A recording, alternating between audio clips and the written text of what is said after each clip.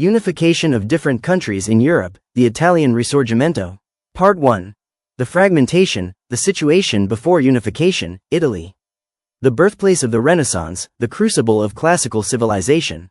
Yet, by the mid-18th century, this vibrant peninsula had devolved into Europe's most backward region. The country was a patchwork of countless small states, with its most valuable territories held in the grip of foreign powers. Austrian Prime Minister Metternich's famous insult, that Italy was nothing more than a geographical expression, held a bitter truth. Two colossal obstacles stood in the way of unity, political disunity and crushing economic backwardness. In 1815, Austria controlled the north directly, and puppet rulers of the Habsburg House controlled central Italy. The south belonged to the French Bourbons, and the Pope held the center. Only one state, Piedmont, was ruled by its own sovereign. The economic disparity was massive. While the north began to modernize, the south remained poverty-stricken. When Garibaldi landed in Sicily in 1860, he was astonished to find peasants living wrapped in animal hides. Part 2. The Seeds of Change, Napoleon and the Secret Societies. Ironically, the seeds of Italian unity were sown during foreign rule, under Napoleon. French administration introduced Italians to the concept of unified governance, abolishing internal tariffs and systematizing laws. A new middle class emerged, unwilling to surrender the rights gained during the brief French era. Feudalism was abolished, and for a short time, nearly all of Italy tasted constitutional government. When the harsh Austrian rule returned in 1815, Italian patriots turned to the shadows. They formed powerful secret societies like the Adelphi and the more widespread Carbonari, anti-feudal groups favoring a constitutional government. The spirit of revolt was infectious. Uprisings erupted in Naples in 1820 and Sicily in 1830. But these early revolutions were doomed. Lack of public support, disunity among the revolutionaries, and the overwhelming might of the Austrian army ensured merciless failure. Part 3. The Four Paths to Unity. The failures of the secret societies made one thing clear: a new strategy was needed. The pursuit of Italian unity fractured into four distinct ideological movements. First, Mazzini's Republican idealism. Exiled in 1830, Mazzini founded Young Italy, Giovine Italia. He envisioned a free and unified republic founded on the sovereignty of the people, no federation, no compromise. Though his revolts failed, his writings ignited the nationalist flame across Europe.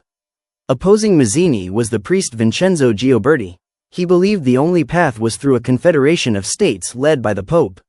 This theory, known as Neo-Guelfism, was popular among moderate Catholics and landowners, but its reliance on a liberal pope and patriotic royalty proved fragile. Then came the liberal reformers, led by the nobleman Count Camillo di Cavour. Drawing inspiration from Britain's Industrial Revolution, Cavour believed unity must be preceded by economic modernization. His initial goal was modest: unite only a modernized northern Italy around Piedmont. Finally, there was the path of Piedmont's expansion. The only truly independent state, Piedmont's ruling dynasty was expansionist, and its moderate aristocracy, led by Cavour, favored modernization. The revolts of 1848–49 confirmed the hopelessness of the other ideologies, leaving Piedmont as the sole, practical vanguard of the Risorgimento. Part 4. The Vanguard, the Rise of Cavour. By 1850, the fragmented idealists gave way to practical strategists. The focus turned entirely to the single state capable of success, the Kingdom of Piedmont-Sardinia, under its shrewd prime minister, Count Camillo di Cavour. Cavour wasted no time. He introduced liberal reforms, curbing the church's power and breaking the monopoly of the aristocracy on key jobs. Crucially, he invested heavily in infrastructure, railways, roads, and ports, tripling Piedmont's trade and accelerating its industrialization. But Cavour knew the truth: Austria was too strong to defeat alone.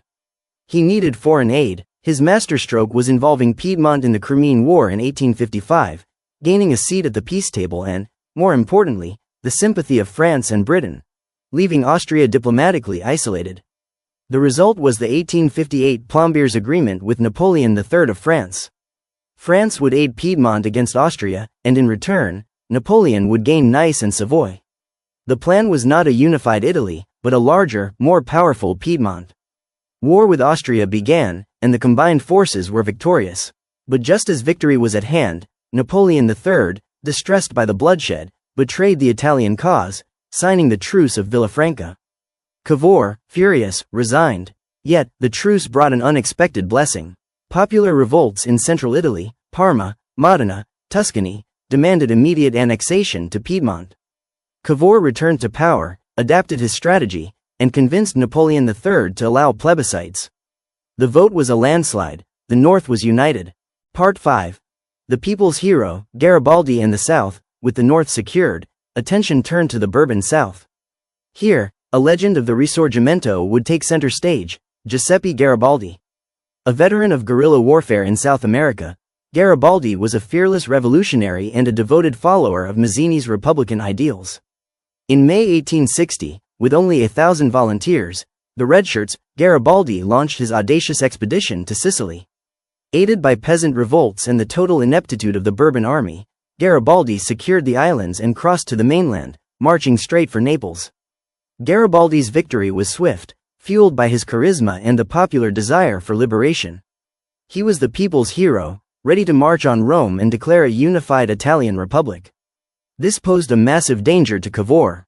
A Republican Garibaldi meant civil war with the monarchical North, risking the collapse of everything achieved. Cavour had to act quickly, or the entire unification effort would be lost to extremism.